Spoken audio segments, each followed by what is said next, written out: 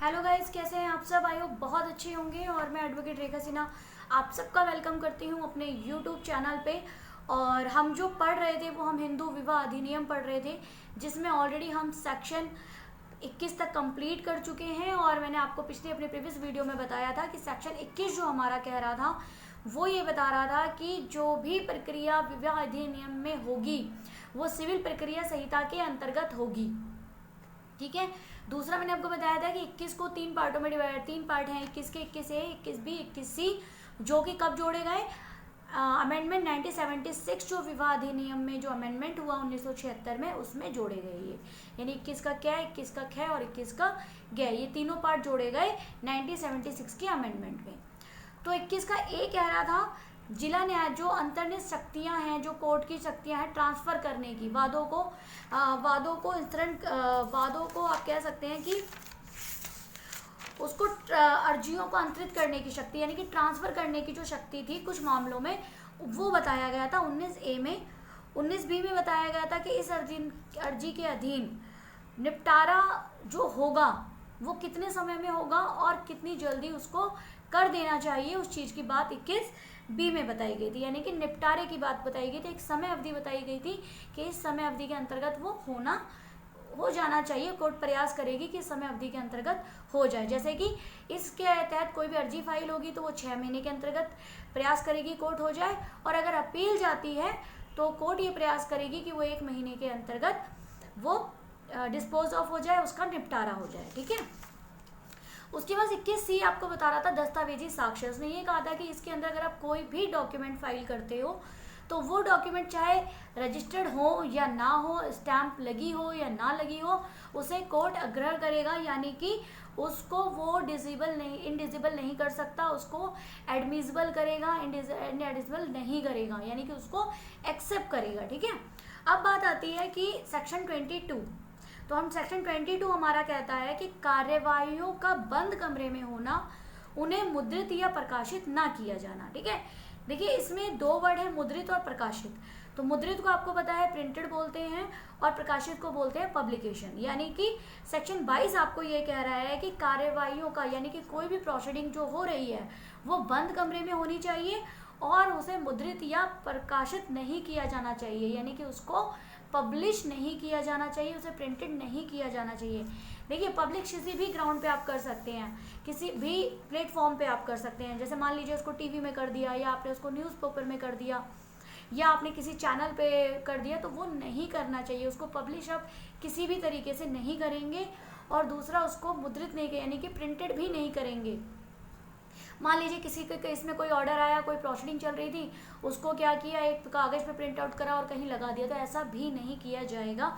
ये बात सेक्शन 22 कहता है। और सेक्शन 22 कहता है कि बंद कमरे में कार्यवाही की जानी चाहिए। ठीक है ना, की जाएगी। अब देखिए 22 का 1 क्या कहता है, मैं एक्ट से बता देती हूँ। इस अधिनियम के अधीन हर कार्यवाही बंद कमरे में की जाएगी। यानी कि सेक्शन 22 के बयास ये कहता है कि इस एक्ट के तहत अगर कोई भी, यानी हिंदू विवाह अधिनियम के तहत अगर कोई कार्यवाही हो रही है तो वो बंद कमरे में की जानी जाएगी। क्यों की जाएगी, उसका एक रीज़न है। क्योंकि देखिए हस्बैंड वाइफ की बात होती है, बहुत से ऐसे क्वेश्चन होते हैं जो पर्सनली होते हैं, जो पब्लिकली नहीं कर सकते। और कोर्ट में आपको पता है बहुत सारे लोग बैठे होते हैं, बहुत सारे काउंसिल होते हैं, तो उसमें कई बार ऐसा क्रॉस में या जब एग्जामिनेशन किया जाता है तो बहुत सी ऐसी बातें निकल के आती हैं जो हस्बैंड वाइफ की पर्सनल बातें होती हैं, जो कोर्ट को भी ये लगता है कि शायद लोगों तक वो चीज़ें नहीं जानी चाहिए। ठीक है। तो इसीलिए इसको कहा जाता है कि जो कार्यवाही है इस अधिनियम के तहत वो बंद कमरे में की जानी चाहिए, यानी कि बंद कमरे में की जाएगी। उसके अलावा किसी व्यक्ति के लिए ऐसी किसी कार्यवाही के संबंध में किसी बात को मुद्रित या प्रकाशित करना विधिपूर्ण नहीं होगा। यानी कि मान लीजिए अगर कोई व्यक्ति किसी व्यक्ति के लिए कोई कार्यवाही के संबंध में, यानी वो व्यक्ति है और उसका जो प्रोसीडिंग चल रही है उससे रिलेटेड कोई है, और वो बात जो है वो प्रिंटेड कर दी जाती है या पब्लिश कर दी जाती है, तो वो विधिपूर्ण नहीं होगी, यानी कि वो लीगल नहीं होगी, वो इनलीगल होगी। मान लीजिए किसी मैटर में, किसी केस में कोई मुद्दा आया, कुछ क्रॉस एग्जामिनेशन हुए या कुछ पॉइंट ऑफ ऐसे निकले जो शायद समाज में आते तो गलत होते, मतलब उस हस्बैंड वाइफ के लिए समाज में वो चीज़ उनके लिए सही नहीं थी, ठीक है, उनके आपसी पर्सनल बातें थी, यानी अगर वो पब्लिश हो जाती तो उनका सोसाइटी में मजाक बन जाता। तो उस तरह की बातें अगर कोई पब्लिश कर देता है तो ठीक है, वो विधिपूर्ण नहीं होगी, वो इलीगल मानी जाएगी। अब ये कहता है किंतु उच्च न्यायालय या उच्चतम न्यायालय, यानी कि अब देखिए ये क्या कह रहा है कि हाई कोर्ट और सुप्रीम कोर्ट किन उस निर्णय को छोड़कर जो न्यायालय की पूर्व अनुज्ञा से मुद्रित या प्रकाशित किया गया है।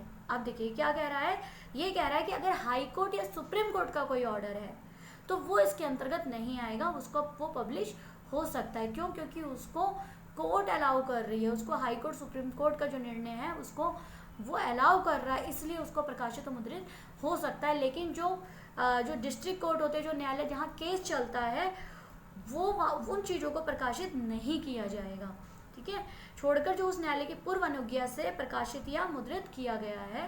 ठीक है, मतलब हाईकोर्ट जो है वो ऐसी चीज़ों का निर्णय छोड़कर, यानी हाईकोर्ट सुप्रीम कोर्ट के ऑर्डरों को छोड़कर बाकी किसी ऑर्डर का किसी भी ऑर्डर को बिना कोर्ट की परमिशन के उसको पब्लिश या प्रिंटेड नहीं किया जाएगा। ठीक है, यानी मान लीजिए किसी कोर्ट में कोई ऑर्डर आता है, डिस्ट्रिक्ट कोर्ट का ही कोई ऑर्डर है, और डिस्ट्रिक्ट कोर्ट जो कोर्ट है उसको अलाउ कर देती है, ठीक है आप इसको पब्लिश कर सकते हैं, इसमें ऐसा कुछ नहीं है कि हस्बैंड वाइफ के कैरेक्टर को लेके या उनकी पर्सनल लाइफ है उसको लेकर कोई दिक्कत आए, तो उसको आप पब्लिश कर सकते हो। लेकिन इसमें जो मेन बात कही गई वो ये कही गई है कि हाई कोर्ट और सुप्रीम कोर्ट के निर्णयों को छोड़कर जो उस न्यायालय की पूर्व अनुज्ञा से मुद्रित या प्रकाशित किया गया है, यानी कि कोई भी ऐसा ऑर्डर नहीं आएगा जो पूर्व न्यायालय, यानी जहाँ पर उनका केस चल रहा था उस केस में कोई भी बात जो आई है वो पब्लिक या प्रिंटेड नहीं होनी चाहिए। ठीक है, अब सेक्शन 21 का ही 2 क्या कह रहा है, यदि कोई भी व्यक्ति उपधारा 1 के उपबंधों का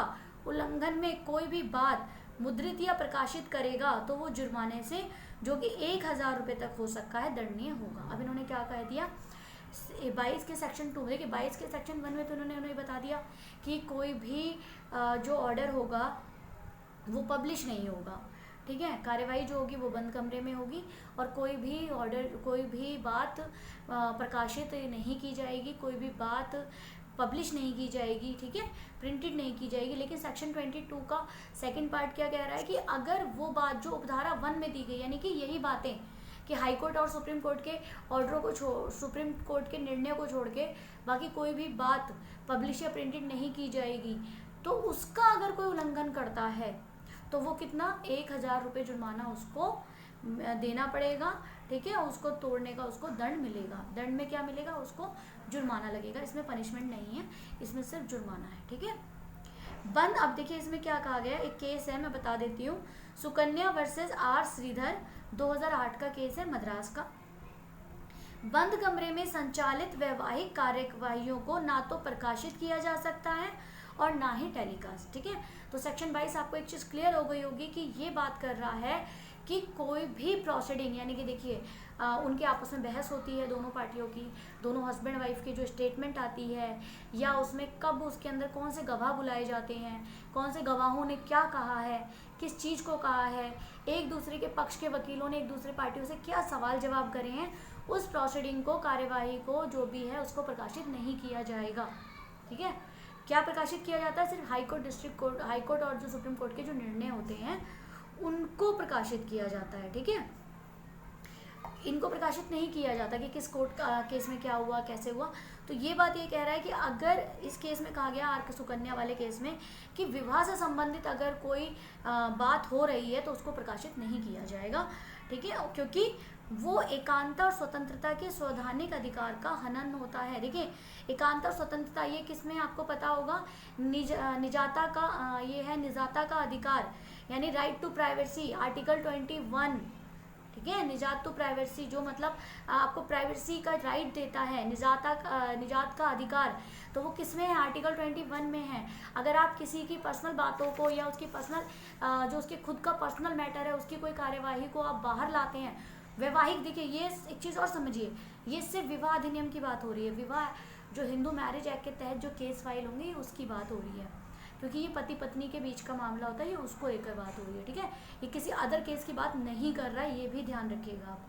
ठीक है, तो इन्होंने क्या कहा कि क्या बोला था, इस केस में कहा गया कि अगर कोई ऐसा करता है तो वो जो पक्षकार हैं उनके एकांता के अधिकार और उनकी स्वतंत्रता के एकांता एवं स्वतंत्रता के संवैधानिक अधिकारों का हनन होता है। यानी कि जो कॉन्स्टिट्यूशन में हमको, संविधान में जो हमें दिया गया आर्टिकल 21, ठीक है, ये उसका हनन कर रहा है। ठीक है, तो आई होप आपको सेक्शन 22 समझ में आ गया होगा और अगली वीडियो में हम सेक्शन 23 पढ़ेंगे। तो अगर आपको मेरा वीडियो पसंद आता तो प्लीज़ लाइक करें, सब्सक्राइब करें, और अगर आपका कोई क्वेश्चन है या कोई सवाल है या कोई भी क्वेरीज है तो आप प्लीज़ मुझे कमेंट्स में लिख सकते हैं। Goodbye, thank you, bye.